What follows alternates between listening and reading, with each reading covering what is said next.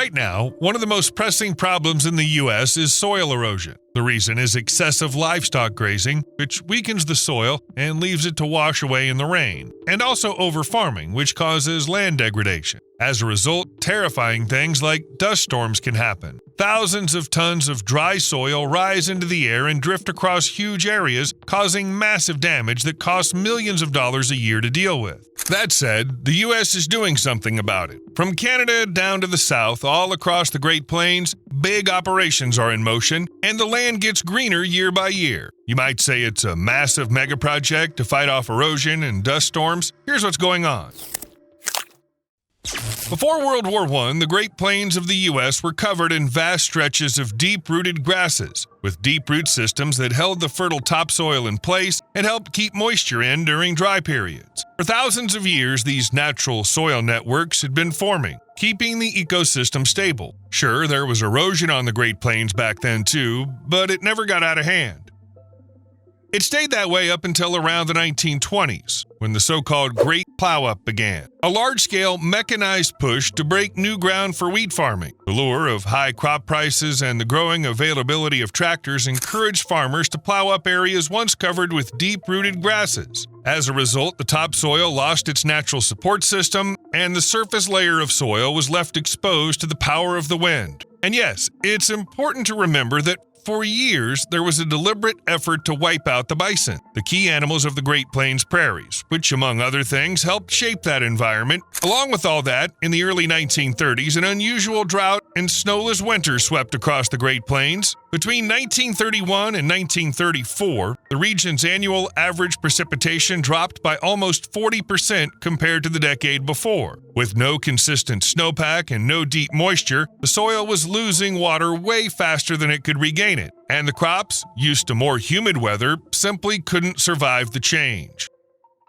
In these conditions, the Great Plains turned into the main hotspot for dust storms, known as the Dust Bowl. With no vegetation and lower humidity, the wind could easily pick up the thin, exposed topsoil and lift it into massive columns. These black whirlwinds, or black blizzards, sometimes reach heights of 1.2 to 1.8 miles, moving at speeds of up to 50 miles per hour and carrying hundreds of millions of tons of soil. A catastrophic and unbelievably massive event. One of the most infamous episodes was Black Sunday, on April 14, 1935. For several hours, a wall of dust swept over Oklahoma, Kansas, and Texas, completely blotting out the sun and cutting visibility down to just a few feet. Meteorologists estimate that over 300 million tons of fertile soil were lifted and carried off during that single storm. People had to hide indoors, covering their windows with wet blankets in a desperate attempt to keep out the fine dust. Black blizzards like these hit again and again through the spring and summer of 1934 to 1936. In some Oklahoma counties, they registered 10 to 15 major dust storms each month, with winds lifting up to 100 tons of soil per 2.5 acres in just 24 hours. In the worst-hit areas, the fertile top layer thinned out by 1 to 1.6 inches a year. Dust storms didn't stop at the Great Plains. Records show that dark clouds of desert soil reached all the way to New York and Washington, bringing an apocalyptic vibe to both the Midwest and the Atlantic coast.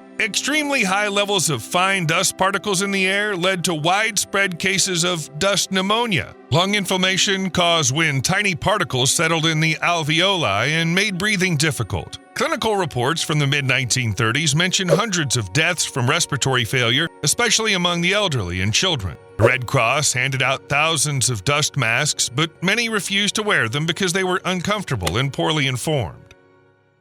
The economic consequences turned out to be just as devastating. By 1940, the value of an acre of farmland in the hardest-hit counties had dropped by 28%. Millions of farmers, unable to harvest anything, found themselves facing problems. Over 750,000 farms shut down. Thousands of families had to give up their farms because they couldn't pay off their loans. Small towns that once lived off farming were slowly becoming deserted. Stores were closing. Equipment sat idle, and local infrastructure no longer had a reason to exist. Looking for better conditions, an estimated 2 to 3.5 million people left their home ranches and headed to California and other states. Obviously, the locals weren't too happy about the newcomers. Competition for jobs, land, and resources, none of that could have felt good to people already suffering through the Great Depression. For that reason, many of the newly arrived ended up living in shanty towns and often worked for low wages, which only made social inequality worse. Something had to be done about all this. So the Great Plains Shelterbelt Project was born, one of the biggest undertakings in U.S. history.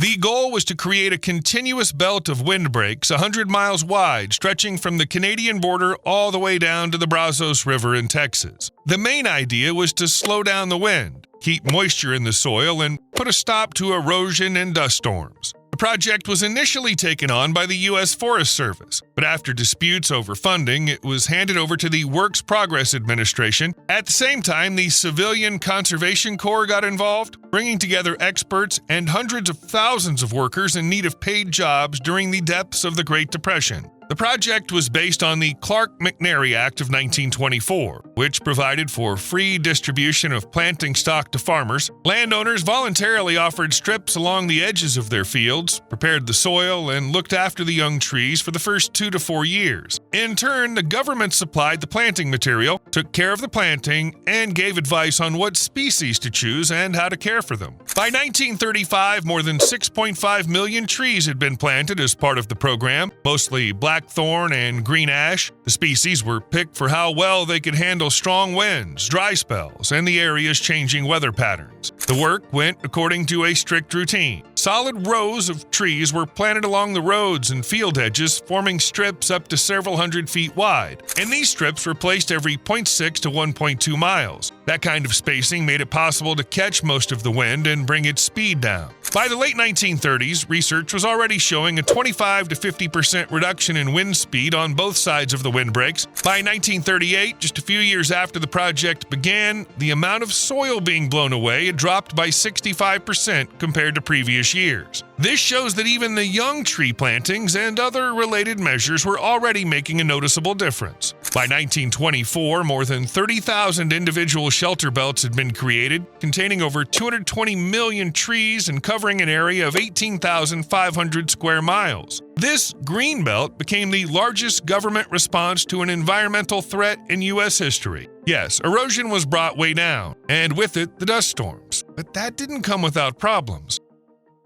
Originally meant as a quick fix for an environmental disaster, the Greenbelt ended up needing constant and heavy upkeep, which turned out to be a real burden for farmers and local services. By the mid-1940s, essential tasks like regular tilling, weeding, loosening the soil, and feeding, all crucial for the young tree's survival, were already being done less often. If in the early years after planting care was given every year, then a decade later the maintenance was done only once every 3 to 5 years, and eventually it was limited to just the most important areas. Because of this, trees in many belts didn't take root well. The hard soil crust made it difficult for moisture to reach the roots, and the lack of thinning led to overcrowding and competition between the saplings, reducing their chances of survival. Besides the challenges with maintenance, some unexpected environmental problems have come up. For example, Virginian juniper, one of the main species planted in windbreaks, turned out to be an aggressive invasive plant. Without natural fires that used to keep it in check, and with insufficient care, the juniper started spreading beyond the strips, taking over old pastures and fields. This led to a serious drop in the feed resources for livestock and irreversible changes in the prairie ecosystem structure.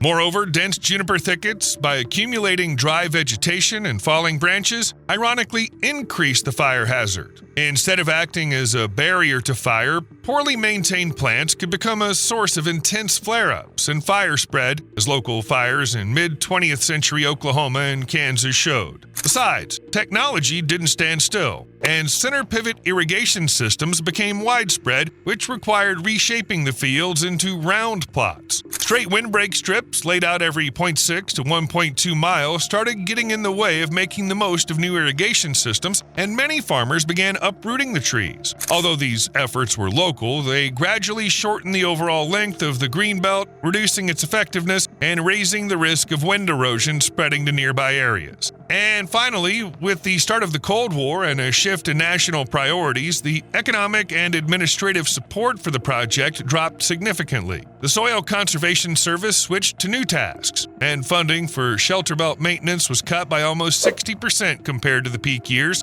Due to a lack of funds, many belts didn't get the necessary pruning, feeding, or replacement of dead trees. As a result, by 1960, the overall survival rate of the plantings dropped to 55 to 60%.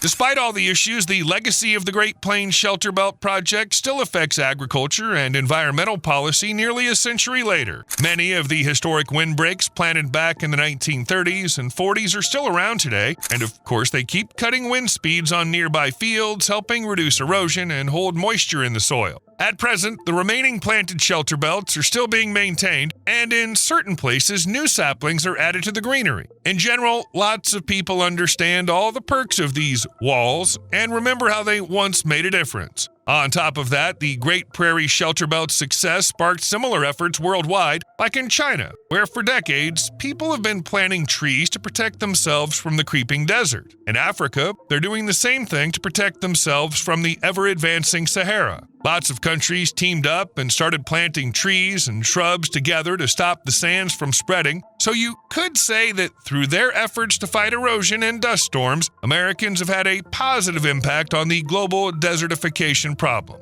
But wait, is it really true that the U.S. efforts today are limited only to taking care of the remaining forest belts? Of course not. The Great Plains were so damaged by human activity that stopping the fight against degraded lands could lead to something like the horrors of the 1930s. That's why right now there's a huge amount of work being done across the plains from Canada all the way down to the southern U.S. that you could even call a separate project aimed at saving the Great Plains and a massive part of the U.S. First of all, everyone surely got it right. Protective shelter belts can save you from dust storms. That's why, right now, there's a big push to plant them across all the Great Plains states. Protective shelter belts, or windbreaks, are rows of trees and shrubs planted around or inside fields. These green walls are a crucial part of the overall strategy to fight dust storms. Modern programs actively support the creation and restoration of these areas. The Natural Resource Conservation Service constantly works with farmers, providing the technical and financial help needed to set up and maintain windbreak strips. The way these strips work is very simple. Trees have roots, and roots stabilize the soil. So planting rows of trees on the Great Plains simply prevents the soil from blowing away. Besides that, trees act as windbreaks. Well, we already talked about that. According to studies, they can reduce wind speed by 20 to 50% over a considerable distance on the downwind side, which means large areas behind the trees might even be degraded, but the soil won't go anywhere. In the winter months, shelter belts also effectively trap snow, which melts in spring and provides extra moisture for the soil, something especially valuable in dry regions. Besides directly protecting the soil, shelter belts improve the microclimate on the fields by reducing evaporation and softening temperature swings, and they also help boost biodiversity by providing shelter and food for wild animals, birds, and pollinating insects. This all, either directly or indirectly, means less soil erosion and fewer dust storms on the Great Plains. Another way to fight erosion and the dust storms that come with it is by using cover crops. Cover crops are plants like rye, clover, or mustard that are grown not to harvest, but to protect and improve the soil. Their main job is to cover bare ground during the periods between planting the main cash crops, for example, after harvesting corn or soybeans and before planting the next season's crop in spring. This approach has lots of benefits. The root systems of cover crops firmly hold soil particles in place, preventing them from being blown away by wind or washed away by water, and the above-ground parts of the plants reduce wind speed right at the soil surface. The use of cover crops on the Great Plains and across the U.S. keeps growing. According to data from the National Agricultural Statistics Service and the USDA, the area planted with cover crops nearly doubled from 2012 to 2017, reaching about 15 million acres. Although the exact numbers for each Great Plains state might vary, the region as a whole is actively adopting this practice because farmers are increasingly aware of the significant economic and environmental benefits cover crops bring. They not only prevent erosion, but also improve soil structure by creating pores for better aeration and drainage, as well as boost organic matter content, which increases fertility and moisture retention. Besides that, a thick cover of these crops can effectively suppress weed growth, reducing the need for chemical herbicides, and cut down moisture evaporation from the soil surface, which is especially important in the dry conditions of the Great Plains. And now let's remember that one of the reasons for the dust storms was the growing scale of livestock farming. This time, let's be a bit more precise. The storms drifting across the Great Plains were the result of overgrazing by livestock. Aiming for maximum profit, farmers kept way too many animals on limited pastures. The livestock constantly grazed on the same spots, eating the grass down to the roots and not giving it a chance to grow back. Over time, what used to be a dense carpet of grass slowly fell apart, leaving the soil exposed and defenseless. The root systems, which had once worked like a natural mesh to keep the soil in place, withered away and died. All in all, this wasn't just a land management mistake, it was a direct trigger for one of the most devastating man-made environmental disasters in history. Thankfully, a lot of people realized that, and the hard lessons from the Dust Bowl brought about a serious overhaul in pasture management practices. These days, one of the most effective and widely used tools for preventing soil erosion on the Great Plains is rotational grazing. This practice is the exact opposite of destructive overgrazing and plays a key role in bringing soil health back. The idea behind rotational grazing is to divide large pastures into several smaller plots or paddocks. Livestock graze one plot at a time for a short but intense period, then get moved to another spot. This gives the grazed area enough time to fully recover before the animals return to it. Grazing time and rest periods are carefully planned so the grass can regrow and its root system can strengthen. Thanks to rotational grazing, pastures don't face constant pressure and the grass cover stays thick and healthy, giving the soil solid protection from wind and water erosion. The grass roots grow stronger, holding the soil in place and improving its structure. On top of that, this approach leads to a big boost in organic matter in the soil, making it more fertile and better at holding moisture. Rotational grazing not only helps stop further land degradation, but also boosts the overall productivity of pastures, making livestock farming more sustainable and environmentally friendly. What used to be part of the problem is now, in its controlled and science-based form, become a key piece in protecting the valuable soil resources of the Great Plains.